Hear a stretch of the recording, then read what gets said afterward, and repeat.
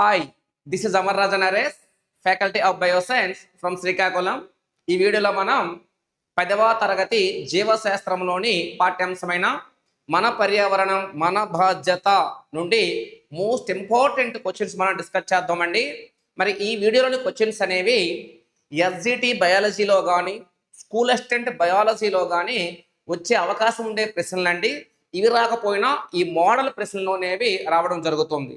ఇదే video all competitive కూడా చాలా ఉపయోగపడుతుందండి. క్లియర్? మరి వీడియో స్టార్ట్ చేసే ముందు ఒక్కసారి బోర్డు వైపు చూడండి. ఒక్కసారి నరేష్ బయోసైన్స్ అనే యాప్ అనేది ప్లేస్టోర్లో ఉంటుంది. ఆ ప్లేస్టోర్లోకి వెళ్ళి మీకు బయాలజీ వీడియోస్ కనుక కావాలనుకుంటే నరేష్ బయోసైన్స్ యాప్ను ప్లేస్టోర్ నుండి డౌన్లోడ్ చేసుకోగలరు.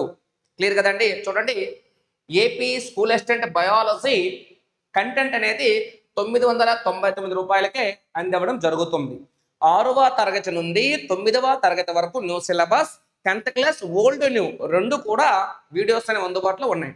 ఇంటర్మీడియట్ బాటనీ జువాలజీ వీడియోస్ కూడా ఈ 999 రూపాయలకే లభిస్తాయండి. నెక్స్ట్ ఏపీ ఎస్జిటి బయాలజీ 199 రూపాయలు. మరి ఈ school assistant biology methodology test series నూతన పాఠ్యపుస్తకాలు వచ్చేయండి. మెథడాలజీకి 1, 2 అని ఆ పుస్తకాల ఆధారంగా తయారు చేసిన మెథడాలజీ ప్రాక్టీస్ టెస్ట్ సిరీస్ కూడా 199 రూపాయలకు మీకు అందించడం జరుగుతుంది. క్లియర్ కదండి? ఒక్కసారి మనం బోర్డు వైపు చూడండి. ఫస్ట్ క్వశ్చన్ మనం ఒకసారి అబ్జర్వ్ చేద్దాం. ఫస్ట్ క్వశ్చన్ డిస్ప్లే పైన ఉంది, చూడండి ఒకసారి. క్రింది వాటిలో సరైన వాక్యము అన్నాడు. చూడండి, క్రింది వాటిలో సరైన వాక్యం అన్నారు. ఆప్షన్ 1, ఆహారపు గొలుసులన్నీ కలిసి ఆహారపు వల ఏర్పడుతుంది. ఆహారపు వలలన్నీ కలిసి ఆహారపు గొలుసు ఏర్పడుతుంది. ఆహారపు వల ఆహారపు గొలుసు రెండు ఒకటే. ఆహారపు జాలకము ఆహారపు గొలుసును ఏర్పరుస్తుంది అన్నాడు. చూద్దామండి. ఇక్కడ మనం మొదటిగా ఆహారపు గొలుసు అంటే ఏంటో తెలియాలండి. అబ్జర్వ్ చేయండి కరెక్ట్గా. ఆహారపు గొలుసు, ఆహారపు గొలుసు అంటే ఇక్కడ మనకి ఉత్పత్తిదారుల నుండి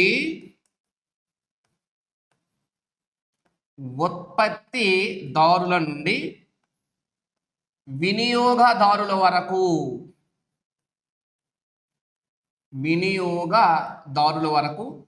పదార్థాలు శక్తి ఏ విధంగా రవాణా అవుతున్నాయో ఇండైరెక్ట్గా చెప్పాలంటే ఒక పోషక స్థాయి నుంచి మరొక పోషక స్థాయికి, ఇది ఒక పోషక స్థాయి అండి, ఇది ఒక పోషక స్థాయి.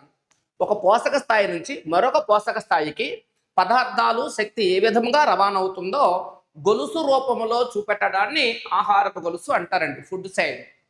క్లియర్ కదండి? మరి ఇటువంటి ఆహారపు గొలుసుకి ఒక ఎగ్జాంపుల్ మనం ఇక్కడ చూద్దామండి. ఒక్కసారి చూడండి. ఆహారపు గొలుసుకి ఎగ్జాంపుల్ గడ్డి, ఇది ఉత్పత్తిదారండి. గడ్డిని తినేది మిడత, మిడతను తినేది కప్ప అండి. మిడతను తినేది కప్ప, కప్పను తినేది పాము అండి. పామును తినేది గ్రద్ద లేదా డేగ. ఇలా ఉత్పత్తిదారుల నుండి ప్రాథమిక వినియోగదారులకు, ఇది ప్రాథమిక వినియోగదారి అండి.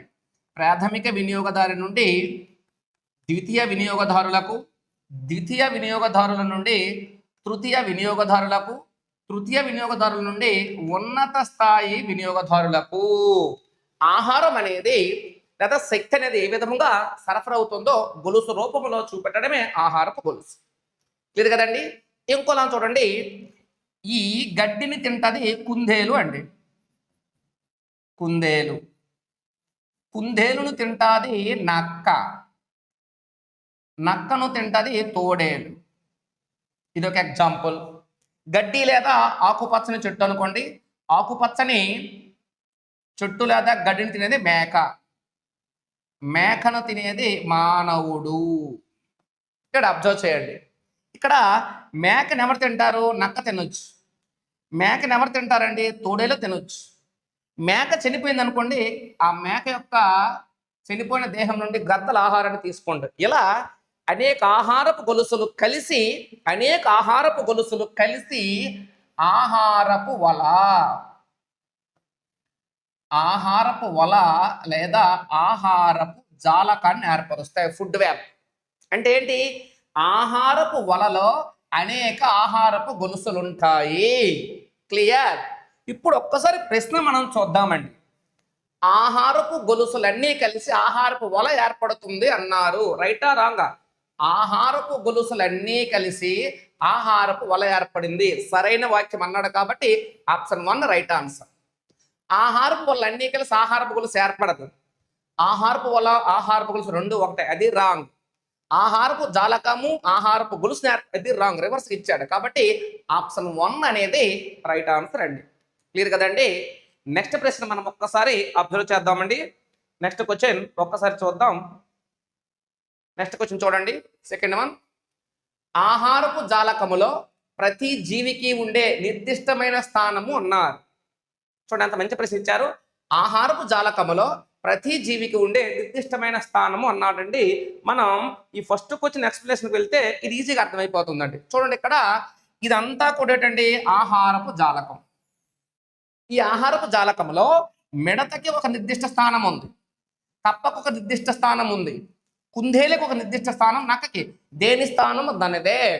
ఇలా ఆహారపు జాలకములో ప్రతి జీవికి ఉండే నిర్దిష్టమైన స్థానాన్ని, ప్రతి జీవికి ఉండే నిర్దిష్టమైన స్థానాన్ని ఏమంటారంటే నిచ్చే లేదా నిచ్ అంటారండి. ఆహారపు జాలకములో ప్రతి జీవికి ఉండే నిర్దిష్టమైన స్థానాన్ని నిచ్ అంటారు. ఇది జీవి యొక్క స్థానముతో పాటు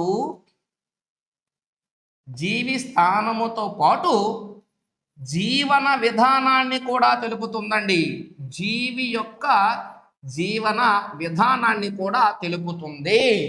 అయితే ఇక్కడ ఈ ప్రశ్నకి ఆన్సర్ మనం చూసుకుంటే ఆహారపు జాలకములో ప్రతి జీవికి ఉండే నిర్దిష్టమైన స్థానం ఎవరంటే niche. Third one right answer. ఆవాసం అన్నాడండి. జీవి నివసించే ప్రదేశమే ఆవాసం. జీవి చుట్టూ ఉండే వాతావరణాన్ని మాధ్యం అంటారు. లేదు కదండి? ఆవరణ వ్యవస్థ యొక్క నిర్మాణాత్మక క్రియాత్మక ప్రమాణం జీవవర్ణం అనొచ్చు మనం. అంటే ఆన్సర్, ఈ ప్రశ్నకి answer third one niche. Clear కదండి? నెక్స్ట్ ప్రశ్న ఒకసారి మనం అబ్జర్వ్ చేద్దామండి. నెక్స్ట్ క్వశ్చన్ చూడండి. క్రింది జీవుల ఆధారముగా సరైన ఆహారపు గొలుసును అమర్చండి అన్నాడు. ఆప్షన్ చూడండి, కుందేలు, తోడేలు, మొక్క, నక్క అన్నారు. ఇదంతా క్వశ్చన్ ఆప్షన్స్ ఇవ్వండి. ఆప్షన్ మనం చదవవసరం లేదు, చూద్దామండి. ఆహారపు గొలుసు ఎప్పుడు కూడా ఉత్పత్తిదారులతో స్టార్ట్ అవుతుంది కాబట్టి ఇందులో ఉత్పత్తిదారులు ఎవరండి? మొక్క. కాబట్టి ఫస్ట్ ఎవరు వేయాలి? 3. మొక్కను తినేవి శాకాహారులు. ఇందులో శాకాహారి ఏదండి? కుందేలు. కాబట్టి 1. కుందేలను ఎవరు తింటారండి? నక్క. ఫస్ట్ క్వశ్చన్ లోనే మనం చెప్పుకున్నాం కాబట్టి 4. నక్కను ఎవరు తింటారండి? తోడేలు. కాబట్టి 2. 3 1 4 2 ఎక్కడుంది? రైట్ అండి. 3 1 4 2 ఫోర్త్ ఆప్షన్ రైట్. ఆహారపు గొలుసు ఎప్పుడు దేంతో ప్రారంభమవుతుంది? ఉత్పత్తిదారులతో ప్రారంభమవుతుంది. కరెక్ట్గా గమనించాలి విషయం. ఉత్పత్తిదారుల నుండి ప్రాథమిక వినియోగదారులకు, ప్రాథమిక వినియోగదారుల నుండి ద్వితీయ వినియోగదారులకు, ద్వితీయ వినియోగదారుల నుండి తృతీయ వినియోగదారులు, చిట్ట చివరగా ఉన్నత స్థాయి వినియోగదారులకు ఆహారం లేదా శక్తి బదిలవుతుంది. నెక్స్ట్ ప్రశ్న ఒకసారి అబ్జర్వ్ చేద్దామండి. నెక్స్ట్ క్వశ్చన్ చూడండి ఒక్కసారి. జీవావరణ పిరమిడ్లను కనుగొన్నది అన్నారు. Charles Darwin, Jean Lamarck, Charles Elton, Charles Lyell అన్నారు. ఒక్కసారి అబ్జర్వ్ చేద్దామండి ఇక్కడ పొజిషన్ ఏంటో. జీవవర్ణ పిరమిడ్లు అన్నారండి. ప్రతి పోషక స్థాయి నుంచి ఆహారం పదార్థాలు ఒక పోషక స్థాయిలో జీవుల నుండి మరొక పోషక స్థాయి జీవులకు ఆహారం కానీ శక్తి కానీ రవాణా అవ్వడాన్ని పిరమిడ్ రూపంలో చూపట్టడమే జీవావరణ పిరమిడ్లు అండి.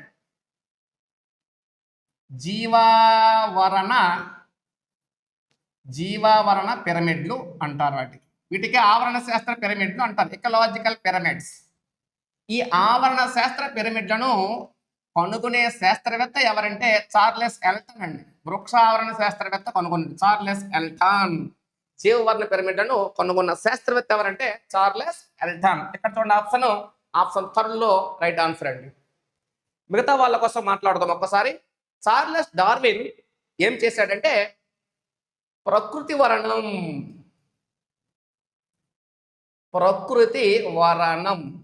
అనే సిద్ధాంతాన్ని, జీవుల పుట్టుక అనే గ్రంథాన్ని రాస్తారండి. జీవుల పుట్టుక లేదా జీవుల ఉత్పత్తి ఒరిజినల్ స్పీసెస్ అనే గ్రంథ రచయిత చార్లెస్ డార్విన్. నెక్స్ట్ చూడండి జీ లామార్క్. ఇతను ఏం చేస్తాడంటే జీవ పరిణామ సిద్ధాంతాన్ని ప్రవేశపెట్టిన వారిలో ప్రథముడు. దానితో పాటు ఆర్జిత గుణాల అనువంశికత, ఆర్జిత గుణాల అనువంశికత అనే సిద్ధాంతాన్ని ప్రవేశపెడతాడండి. ఆర్జిత గుణాల అనువంశికత అంటే ముందు లేకపోయిన లక్షణాలు తరువాత అర్జించుకుంటే జీవులు. ఆ సిద్ధాంతాన్ని ప్రవేశపెట్టింది జీన్ లామార్క్. చార్లెస్ లైన్ ఒక గ్రంథం రాస్తాడండి. గ్రంథం పేరే principles of geology. Principles of geology గ్రంథ రచయిత చార్లెస్ లైన్. ఇతని ప్రేరణ వల్లే చార్లెస్ డార్విన్ ప్రకృతి వర్ణ సిద్ధాంతాన్ని కనుక్కోవడం జరిగింది. నెక్స్ట్ ప్రశ్న చూద్దామండి ఒక్కసారి. నెక్స్ట్ క్వశ్చన్ చూడండి ఒక్కసారి. ఆహారపు గొలుసులోనికి కాలుష్యాలు చేరడాన్ని ఏమంటారు అన్నారు? జైవిక వ్యవస్థాపనం, జైవిక వృద్ధీకరణ, జైవిక ఆక్సిజన్ డిమాండ్, జైవిక ఉత్పత్తి అన్నారు. చూద్దామండి ఒక్కసారి. ఆహారపు గొలుసులో వివిధ పోషక స్థాయిలు ఉంటాయి అన్నాం. కాన్సెప్ట్ చూడండి కరెక్ట్గా. ఆహారపు గొలుసులో వివిధ పోషక స్థాయిలు ఉంటాయి. మనం ఇక్కడ ఒక పిరమిడ్ రూపంలో వేస్తున్నాం నార్మల్ అర్థం కావడానికి. ఇది ప్రథమ పోషక స్థాయి, ద్వితీయ, తృతీయ, నాలుగవ పోషక స్థాయి, చతుర్థ పోషక స్థాయి. ప్రథమ పోషక స్థాయిలో ఉత్పత్తిదారులు ఉంటారు తెలుసు. తర్వాత ప్రాథమిక, ద్వితీయ, తృతీయ వినియోగదారులు ఉంటారు. ఈ పోషక స్థాయి. ఇక్కడ కాన్సెప్ట్ చూడండి. ఒక చిన్న ఎగ్జాంపుల్ చెప్తాం. పత్తి పంట ఉందండి. చూడండి ఒక్కసారి. ఇది పొలం అనుకుంటే నార్మల్గా పొలంలో ఇవి పత్తి మొక్కలు అనుకోవాలి. పత్తి పంటపై కీటకాలు చేయడం వల్ల పురుగు మందు స్ప్రే చేశారు, పురుగు మందు చల్లారు. ఆ పురుగు మందు ఇది నేలండి. నేలలోకి చేరి వర్షం పడినప్పుడు వర్షపు నీరు వలన ఇక్కడ ఉండే చెరువులోకి చేరిందండి. చెరువు ఇది. ఈ పంట పొలంలో కీటక నాశనలు లేదా మందులు అనేవి చెరువులోకి చేరాయి. చెరువులో వృక్ష ప్లవకాలు ఉంటాయి. దాంతో పాటు చేపలు కూడా ఉంటాయి తెలుసు మీకు. ఈ చెరువు నీటి నుండి చేపలలోనికి ఆ పురుగు మందులు చేరాయి. ఆ చేపలలోనికి చేరిన పురుగు మందుల్లో ఉండే రసాయనాలు చేపలను ఎవరు తింటారండి? మానవుడిలోకి చేరాయి. లేదా చెరువు నీటి నుండి చిన్న చిన్న మొక్కలు ఉంటాయండి చెరువు నీటిలో, వాటినే వృక్ష ప్లవకాలు అంటారు. ఈ వృక్ష ప్లవకాల్లోకి చేరే వృక్ష ప్లవకాలను చేపలు తిన్నాయి, చేపలని మానవుడు తిన్నాడు. ఇప్పుడు వృక్ష ప్లవకాలే ప్రథమ పోషక స్థాయి, చేపలు 2, మానవుడు 3. అక్కడ వరకు ఉన్నాడు.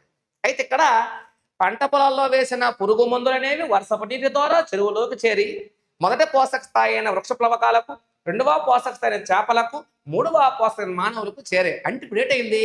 ఆహారపు గొలుసులోకి పోషకాలు చేరుతున్నాయి. ఇలాగ ఆహారపు గొలుసులోనికి పోషకాలు చేరడాన్ని జైవిక వ్యవస్థాపనం అంటారండి. జైవిక వ్యవస్థాపనం అంటారు. మరి ఒక పోషక స్థాయి నుంచి ఇంకొక పోషక స్థాయికి వచ్చింది కదండి. ఇలా ఒక పోషక స్థాయి నుంచి ఇంకొక పోషక స్థాయికి కాలుష్యాలు, ఇక్కడ పోషకాలు కాదండి, యాక్చువల్గా ఆ పోషకాల ద్వారా కాలుష్యాలు వచ్చాయి. ఇక్కడ పోషకాలు కాదండి, సారీ కరెక్ట్ వినండి. ఒక పోషక స్థాయి నుంచి మరొక పోషక స్థాయికి పోషకాలు తీసుకుంటానే, ఆ పోషకాలతో పాటు ఎవరు వచ్చారు? కాలుష్యాలు. ఇలాగా పోషక స్థాయిలోకి కాలుష్యాలు చేరడమే జైవిక వ్యవస్థాపనం. పోషకాలు కాదు, పోషకాలతో పాటు కాలుష్యాలు వస్తాయని అర్థం ఇక్కడ. క్లియర్ కదండి.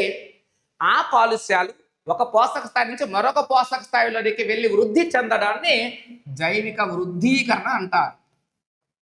కన్ఫ్యూజ్ అవ్వదండి. పోషకాలు కాదు, కాలుష్యకాలు. కాన్సెప్ట్ చూడండి. ఆహారపు గొలుసులోనికి కాలుష్యాలు చేరడాన్ని ఏమంటారంటే ఆప్షన్ 1 జైవిక వ్యవస్థాపనం అంటారు.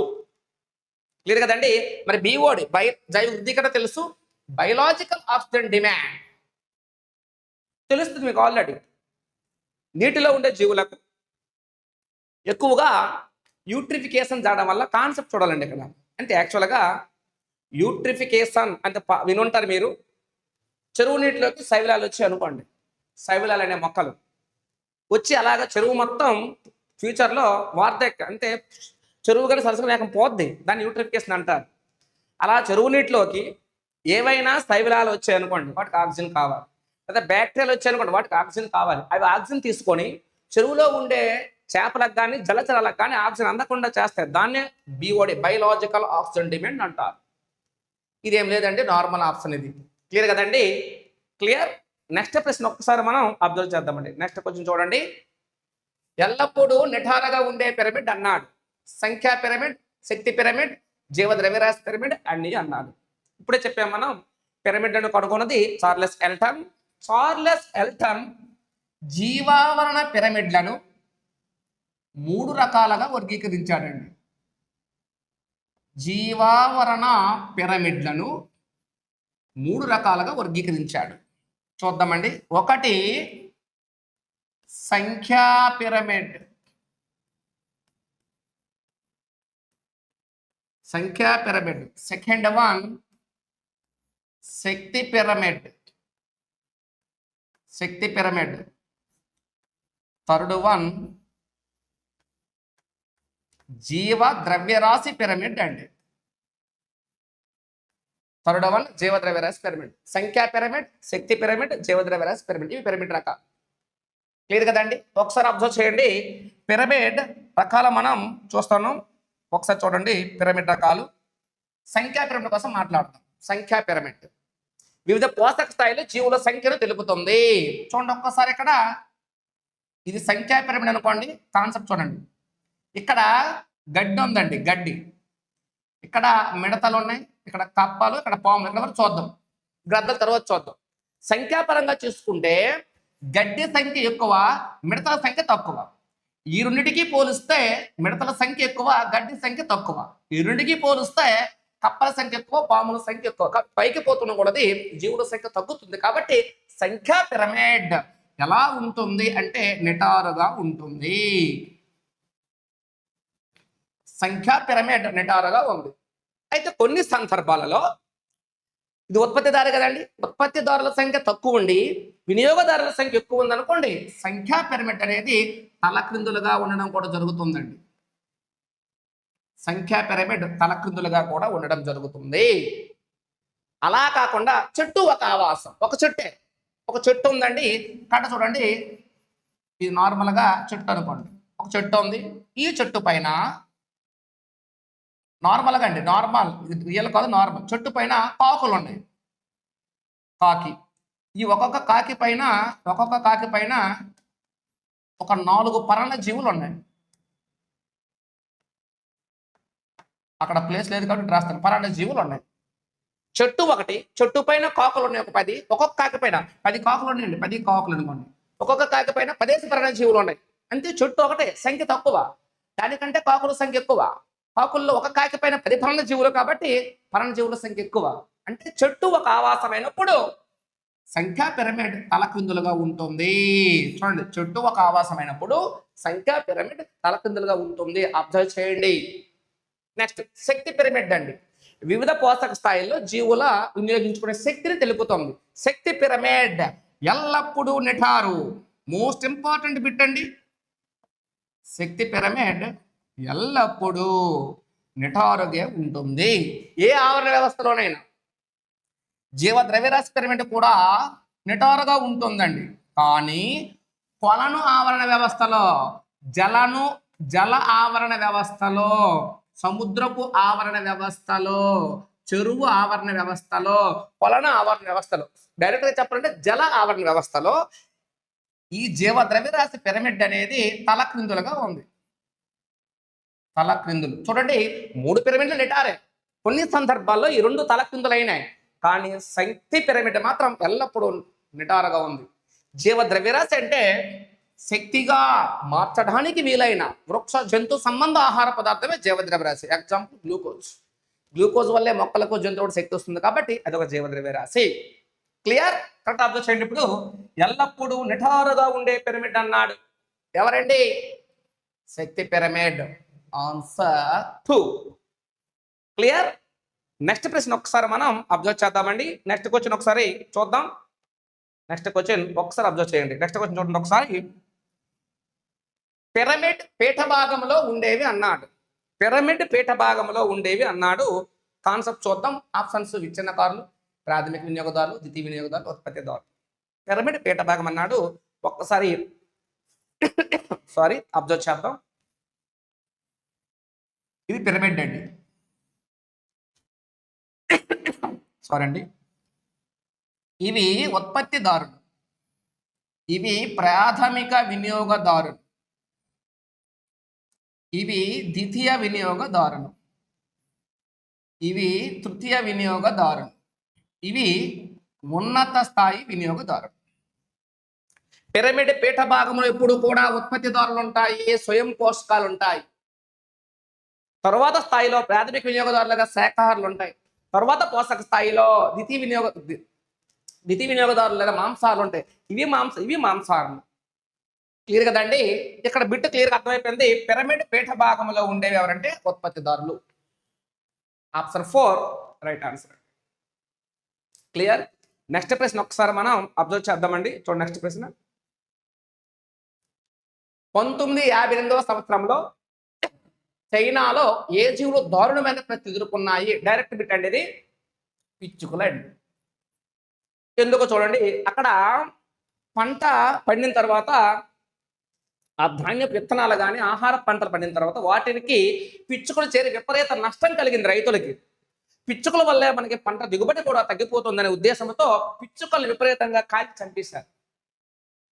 ఏ విధంగానైనా పిచ్చుకలు మొత్తం నాశనం చేశారండి అప్పుడు. అందుకే అత్యంత దారుణమైన పరిస్థితులు చైనాలో 1958లో ఎదుర్కొనే జీవులు ఎవరంటే పిచ్చుకలు. క్లియర్? నెక్స్ట్ బిట్ చూడండి ఒక్కసారి. నెక్స్ట్ ప్రశ్న. కొలను ఆవరణ వ్యవస్థలో తలకిందులుగా ఉండే పిరమిడ్. ఇప్పుడే చెప్పాం కదండి, కొలను ఆవరణ వ్యవస్థలో తలకిందులుగా ఉండే పిరమిడ్ ఎవరంటే జీవ ద్రవ్యరాశి పిరమిడ్. ఎక్స్ప్లెనేషన్ ఇప్పుడే చెప్పాం మనం. నెక్స్ట్ ప్రశ్న చూడండి ఒక్కసారి. మిథైల్ మెర్క్యూరీ అనే రసాయనం ఈ వ్యాధికి కారణమవుతుంది అన్నారు. ఆప్షన్ చూడండి. గాయటర్, క్రిట్నిజం, విటిమిటా, డయాబెటీస్. డైరెక్ట్ ఆన్సర్ అండి మినిమిటా. మిగతా కూడా చూద్దామండి. గాయటర్ వ్యాధి అయోడిన్ లోపం వల్ల వస్తుంది. అయోడిన్ దేనికి అవసరం? థైరాయిడ్ గ్రంథి నుంచి ఒక హార్మోన్ వస్తుందండి, మనకు తెలిసిందే, థైరాక్సిన్. ఈ థైరాక్సిన్ ఉత్పత్తికి అయోడిన్ అవసరం. థైరాక్సిన్ లోపంలో వచ్చే వ్యాధి క్రిటినిజం. అయోడిన్ లోపం వల్ల వచ్చే వ్యాధి సామాన్య గాయట. థైరాక్సిన్ లోపం వచ్చేది క్రిటినిజం. ఇది కూడా ఉంది. క్లియర్? డయాబెటీస్ అన్నారు. ఈ డయాబెటీస్ 2 రకాలండి. ఒకటి డయాబెటీస్ మిల్లిటస్. డయాబెటీస్ మిల్లిటస్కి ఇంకొక పేరు షుగర్ వ్యాధి లేదా మధుమేహ వ్యాధి. డయాబెటీస్ ఇన్సిపిడిస్ అండి. డయాబెటీస్ ఇన్సిపిడిస్కి ఇంకొక పేరు అతిమూత్ర వ్యాధి.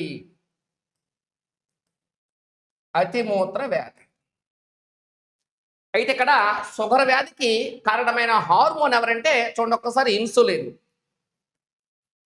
ఇన్సులిన్ అండి. ఇన్సిపిడిస్ వ్యాధికి కారణమైన హార్మోన్ ఎవరంటే వాసోప్రెసిన్. పేరులోనే ఉందండి, ఇన్సిపిడిస్ వాసోప్రెసిన్. నార్మల్ ఇన్సులిన్ ఉత్పత్తి చేసే గ్రంథి క్లోమం. అంటే మొత్తం మ్యాటర్ మొత్తం మీకు తెలియాలి ఇక్కడ. వాసోప్రెసిన్ ఉత్పత్తి చేసే గ్రంథి ఎవరంటే పీయూష గ్రంథి, పిట్యూటరీ గ్లాండ్. క్లియర్ కదండి? అంటే డయాబెటీస్ మిలిటస్ కారణం ఇన్సులిన్ లోపం వల్ల, డయాబెటీస్ ఇన్సిపిడిస్ కారణం వాసోప్రెసిన్ లోపం వల్ల కలుగును. క్లియర్? ఇది మనం ఎక్స్పెక్ట్ చేసే క్వశ్చన్స్ అండి. తప్పకుండా ఈ ఒక క్వశ్చన్ గ్యారంటీ అండి. ఎస్జిటికి కానీ స్కూల్ అసిస్టెంట్కి కానీ వెరీ వెరీ ఇంపార్టెంట్ లెసన్ ఇది. క్లియర్ కదండి? నెక్స్ట్ వీడియోలో మళ్ళీ కలుద్దాం. బాయ్.